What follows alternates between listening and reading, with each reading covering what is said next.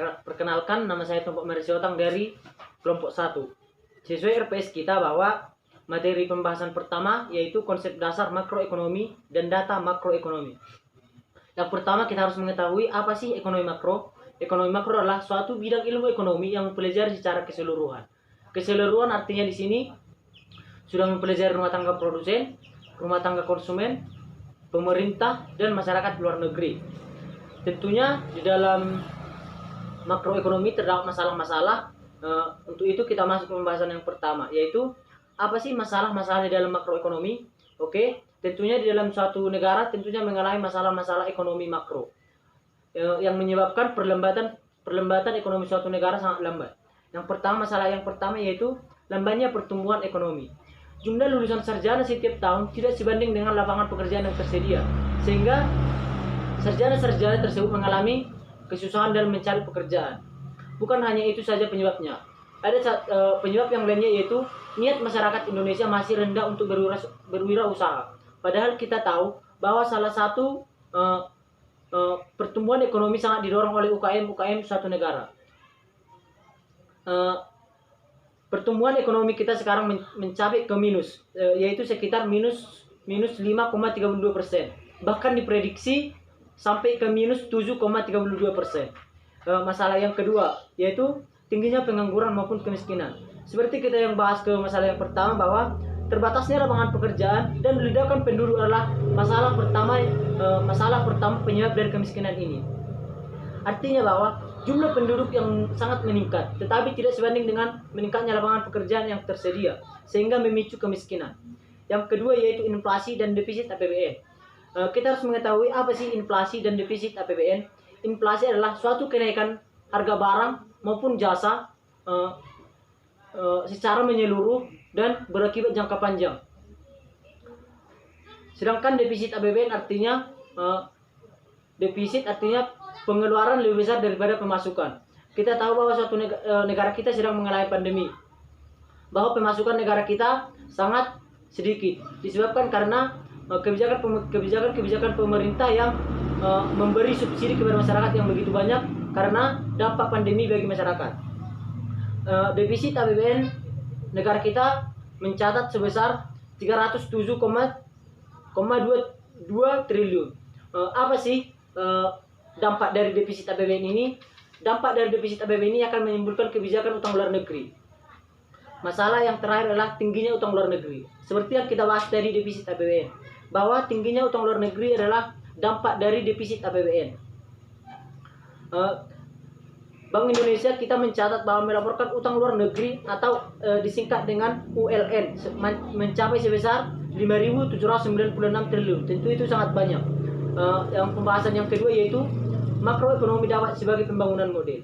Artinya di sini adalah model makroekonomi dapat dilakukan sebagai alat untuk menganalisis, menggambarkan maupun masalah-masalah ekonomi di dalam suatu negara maupun wilayah. Model makroekonomi dapat digunakan untuk menggambarkan prinsip-prinsip. Tentunya dapat juga digunakan untuk memperkirakan. Memperkirakan artinya di sini bahwa seperti yang kita bahas tadi bahwa Bank Indonesia dapat memprediksi pertumbuhan ekonomi kita sampai ke minus 7,6%. Itulah salah satu dari artinya di sini memperkirakan. Pembahasan yang ketiga yaitu mengukur nilai aktivitas ekonomi. Perkembangan kegiatan ekonomi suatu negara dapat kita ketahui dari laporan pendapatan nasional. Pendapatan nasional tentunya di dalamnya terdapat beberapa komponen. Dan untuk mendapatkan pendapatan nasional ini ada beberapa metode yang harus kita ketahui. Yang pertama yaitu metode produksi, metode pengeluaran maupun metode pendapatan. Pembahasan yang keempat yaitu mengukur IHK atau sering disebut indeks harga konsumen. IHK adalah nomor indeks yang mengukur harga rata-rata dari barang maupun jasa yang dikonsumsi rumah tangga ataupun masyarakat.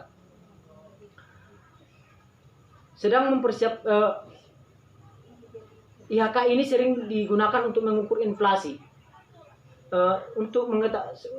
Setelah kita mengetahui inflasi, bahwa IHK ini digunakan juga untuk membuat kebijakan-kebijakan untuk memberi gaji, upah, dana pensiun maupun kontrak lainnya. Pembahasan yang terakhir yaitu mengukur pengangguran. Yang pertama, apa sih pengangguran? Pengangguran adalah suatu kondisi keadaan di mana seseorang sudah digolongkan dalam angkatan kerja, kita garis bawahi sudah digolongkan angkatan kerja, atau sedang mempersiapkan suatu usaha, tetapi tidak memperoleh pekerjaan yang diinginkan. Arti dari angkatan kerja, jumlah orang yang bekerja dengan ditambah jumlah orang yang tidak bekerja. Tingkat pengangguran dapat kita hitung dengan rumus jumlah pengangguran dibagi angkatan kerja dikali 100%. Sekian mengenai pembahasan makroekonomi dan data makroekonomi. Terima kasih. Oke, baik. Perkenalkan, nama saya Roh Jiki Manurung. Di sini saya akan melanjutkan penjelasan dari saudara Tumpak. Jadi bagian saya di sini adalah konsep pendapatan nasional. Yang sebagaimana kita ketahui, pendapatan nasional itu adalah seluruh pendapatan yang diterima oleh seluruh masyarakat ataupun rumah tangga dalam kurun waktu tertentu. Dan biasanya itu dalam kurun waktu 1 tahun. Jadi pendapatan nasional itu dihitung semua dalam perkiraan 1 tahun. Seperti itu. Dan pendapatan nasional merupakan indikator suatu negara untuk mengukur bagaimana tingkat pembangunan di negara tersebut dan kesejahteraannya seperti apa. Tolak ukurnya merupakan pendapatan nasional tersebut. Selanjutnya itu adalah subbabnya, yang pertama itu adalah penentu produksi barang dan jasa. Sebagaimana untuk memperoleh pendapatan kita membutuhkan produksi, nantinya akan kita jual sehingga kita dapat memperoleh pendapatan tersebut. Di sini ada beberapa penentu agar bisa terjadinya produksi barang dan jasa. Yang pertama itu adalah sumber daya alam. Sumber daya alam itu merupakan segala yang tersedia oleh alam. Jadi barang-barang yang kita butuhkan untuk berproduksi itu disediakan oleh alam. Mungkin kita sudah bisa mengetahuinya. Selanjutnya adalah sumber daya manusia. Sumber daya manusia ini adalah tenaga dari manusia itu sendiri yang akan digunakan untuk mengelola sumber daya alam itu agar nanti bisa menjadi sebuah produk, seperti itu. Selanjutnya itu adalah modal. Kita ketahui modal itu sangat dibutuhkan untuk memulai sebuah usaha ataupun untuk memproduksi itu kita membutuhkan modal untuk membeli alat-alat, bahan baku dan lain sebagainya. Selain itu kita juga membutuhkan keahlian. Keahlian ini adalah salah satu faktor penentu efektivitas dari produksi barang. Jadi ketika kita sudah memiliki tenaga ahli, mungkin produksi akan efektif sehingga kemungkinan untuk mengalami kerugian itu lebih diminimalisir, seperti itu.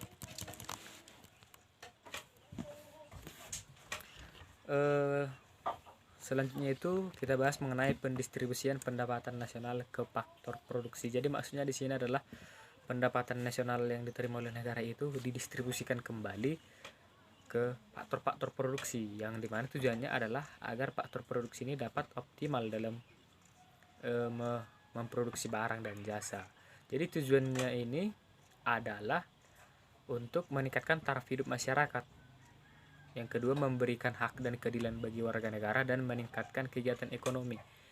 Terutama ini ditujukan pada UMKM lah, untuk bisa mengembangkan faktor-faktor produksinya sehingga produksinya semakin baik, seperti itu.